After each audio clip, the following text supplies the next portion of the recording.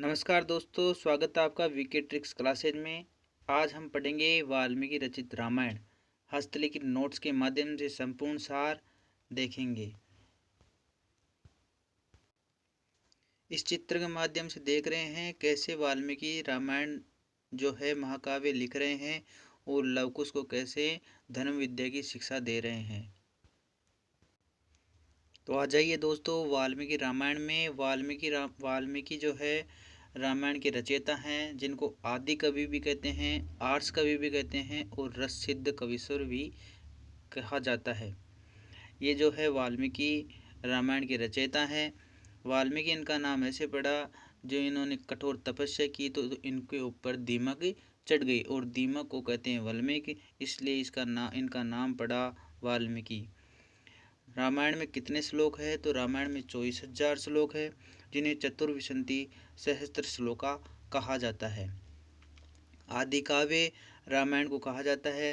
श्रीमद् रामायणम भी कहा जाता है।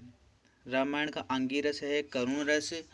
अंगिरस करुण रस होने का कारण है, अंत के भाव को देखते हुए सीता से वियोग होने के पश्चात राम अत्यधिक करुण अवस्था से गुजरे थे। शोक श्लोक तुमागत इति प्रसिद्धम वाल्मीकि है।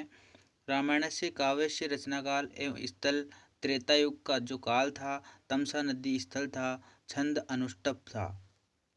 महर्षि वाल्मीकि नाम रामायण संपूर्ण वर्णितम, बालकांड से उत्तरकांड तक महर्षि वाल्मीकि ने रामायण का संपूर्ण वर्णित किया है। वाल्मीकि जो है रामायण वाल्मीकि कृत रामायण है। इसमें 645 सर्ग है। अहिल्या शाप विमोचन वर्णितम अयोध्या कांडे। अहिल्या का शाप कब श्री राम ने शाप को कब तोड़ा था? तो अयोध्या कांड में तोड़ा था। भागीरथ द्वारा गंगा अवतरण, ये कब हुआ था? बालकांड में हुआ था। पूछा जाए अहिल्या को शाप मुक्त कब किया गया था? तो अयोध्या कांड में किया गया था। और भागीरथ द्वारा गंगा का अवतरण कब किया गया था? तो ये हैं जो बालकांड में किया गया था। सीता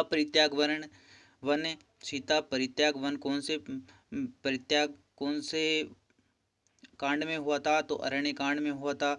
इसी प्रकार हम अरण्य कांड को 4 जो है मुख्य मुख्य बातों से याद रखते हैं। एक तो सबरी का मिलन, शूर्पणखा का वध और शूर्पणखा का नाक का काटना और स्वर्णमर्ग का मिलना और जटायु से श्री राम की भेंट होना। इस प्रकार हम SSJ के नाम से अरण्य कांड को याद रख सकते हैं। SSS में एक तो आएगा ऐसे सबरी का मिलन, फिर दूसरा ऐसे शूर्पणखा जो नाक कट गया था शूर्पणखा का, तीसरा माता सीता ने जो स्वर्णमर्ग देखा था वो, और चौथा जैसे जटायु। अरण्य कांड को SSJ के नाम से याद रख सकते हैं। इसमें 4 महत्वपूर्ण बातें आ जाती है। अब बात आती है, रावण चंद्रहास नामक तलवार से जटायु को मारा था। पूछा जाए कि रावण ने किस तलवार से जटायु को मारा? तो जिस तलवार का नाम था वह था चंद्रहास। वाल्मीकि है रामायण के रचयिता भी है, और साथ ही साथ सीता को जब राम से परित्याग होना पड़ा था तो उसके पश्चात सीता वाल्मीकि के आश्रम में जाकर ठहरी थी। वाल्मीकि के आश्रम में लवकुश का जन्म हुआ था और सीता को है जो लक्ष्मण द्वारा वाल्मीकि के आश्रम में ही छोड़कर आया गया था। वशिष्ठ जो है कुलगुरु है और विश्वामित्र है वह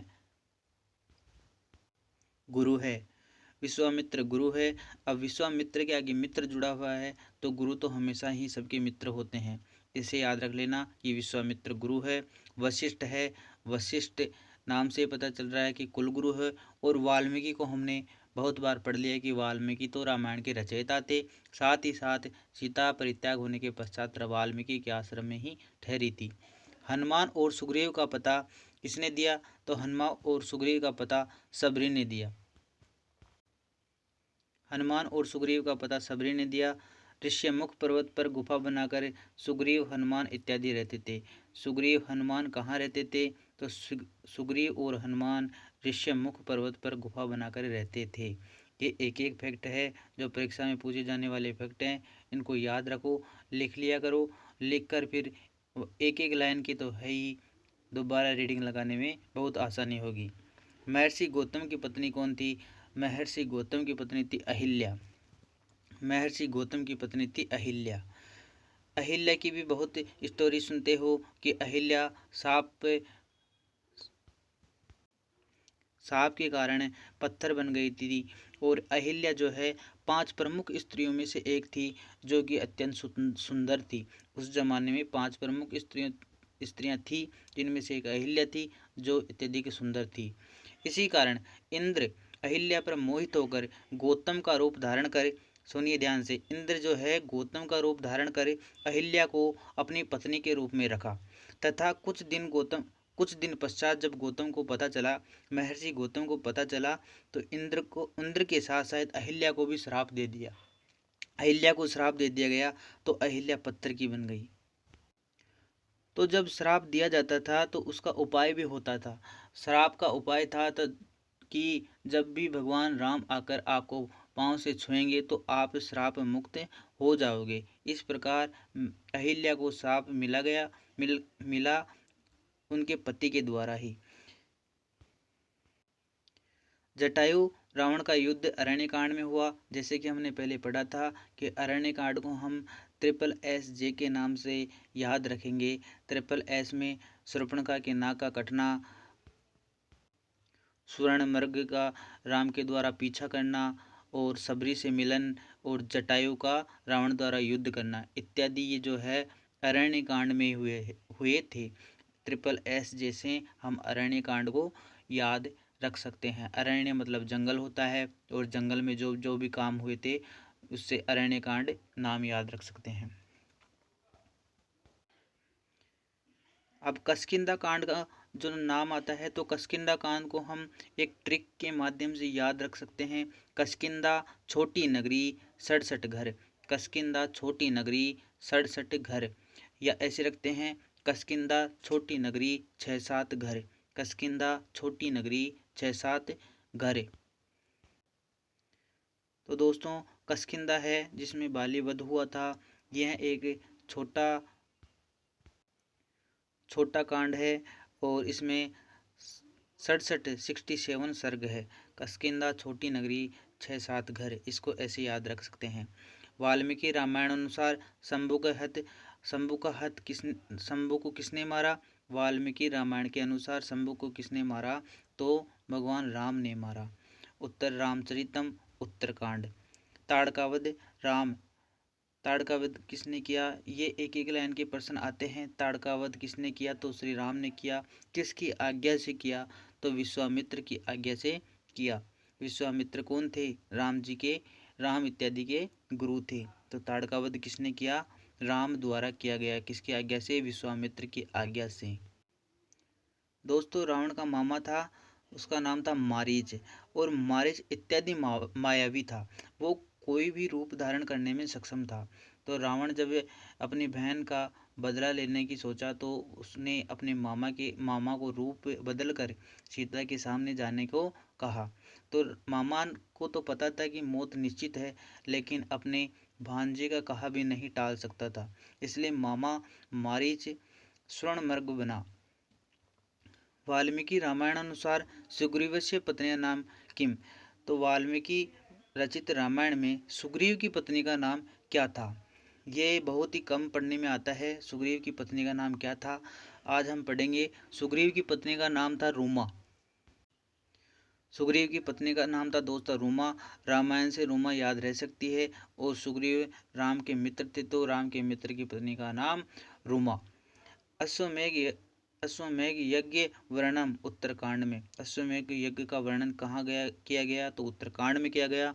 रामायण से संज्ञा, रामायण को किन किन नामों से जाना जाता है वो देख लीजिए। संज्ञा का मतलब नाम होता है। रामायण का किन किन नामों से जाना जाता है? तो आदि काव्य, आर्ष काव्य, वीर काव्य, रससिद्ध काव्यम इत्यादि नामों से रामायण को जाना जाता है। इसमें सबसे छोटा कांड अभी हमने पहला पढ़ा था कि किष्किंधा थी, उसमें 6-7 घर थे। ऐसे ही सबसे छोटा कांड है वो जो किष्किंधा है। इसमें 67 सर्ग है और सबसे बड़ा युद्ध कांड है। सबसे छोटा कांड है किष्किंधा, जिसमें 6-7 घर मतलब 67 सर्ग है, और सबसे बड़ा जो कांड है युद्ध कांड है। राम के राज्याभिषेक की घोषणा अयोध्या कांड में हो गई थी। राम के राज्याभिषेक, ध्यान से सुनिए, राम के राज्य अभिषेक की घोषणा तो हो अयोध्या कांड में हुई थी, सिर्फ घोषणा ही हुई थी, हुआ नहीं था। अयोध्या कांड में राम का राज्याभिषेक की घोषणा हो गई थी। राम का राज्याभिषेक कब हुआ? तो राम का राज्याभिषेक उत्तरकांड में हुआ। ये ध्यान रखने योग्य बातें हैं। राम के राज्याभिषेक की घोषणा अयोध्या कांड में हुई थी और राम का राज्याभिषेक कब हुआ? तो उत्तरकांड में हुआ। रस सिद्ध कवीश्वर आर्ष कवि कवीश्वर कौन है? रस सिद्ध कवीश्वर और आर्ष कवि कौन है? तो वाल्मीकि है। तमसा नदी तीरे आश्रम किसका है? तमसा नदी तीरे आश्रम वाल्मीकि का है। गंगा नदी तीरे आश्रम किसका है? गंगा नदी तीरे आश्रम वाल्मीकि का है। तो वाल्मीकि जी पहले डाकू हुआ करते थे, वह नित्य आखेट के ले जाया करते थे। फिर भगवान के रूप में कोई साधु आए और उनसे कहा गया कि उनसे क्या कहा गया, जो वाल्मीकि है उनको पकड़ लिए और कहा कि आज आखेट नहीं मिला है, आज आपका ही आखेट करके मेरे घर वालों को खिलाऊंगा। ऐसे में उनका जवाब आया कि हमें आप निश्चित ही मार देना, लेकिन पहले जो आप मुझे मारोगे इसका पाप किसे लगेगा ये बताओ। तो उनके द्वारा जवाब आया वाल्मीकि के द्वारा कि जो हमारे परिवार के खा रहे हैं, घर वाले खा रहे हैं, उनको भी लगेगा, मुझे भी लगेगा कि एक बार इस पाप में भागीदारी वो होंगे या नहीं, पूछ कर तो आओ जब तक हम यहाँ ही हैं। तो वाल्मीकि का द्वारा जवाब दिया गया कि इतना भी मैं मूर्ख नहीं हूँ, मैं आपको छोड़कर जाऊँगा तो आप भग जाओगे। तो उनके द्वारा कहा गया कि आप निश्चित हो और हमें बांध के जाओ, आप जब तक यहाँ नहीं आओगे हम कहीं नहीं जाएंगे। साधुओं का जवाब था, साधु रूपी भगवान ही मान लो आप, भगवान आके वाल्मीकि जी को सत्य मार्ग का दर्शन करवाया गया था। फिर जब वाल्मीकि जी अपने घर गए और घर वाले से पूछा कि जो मैं आखेट करके लाता हूँ, शिकार करके लाता हूँ, उसमें जो पाप होता उसके भागीदार आप हो क्या? पिताजी से पूछे तो पिताजी ने कहा कि बेटा तेरी कमाई तू ही खाएगा, तेरी कमाई का भागीदारी भी तू ही बनेगा।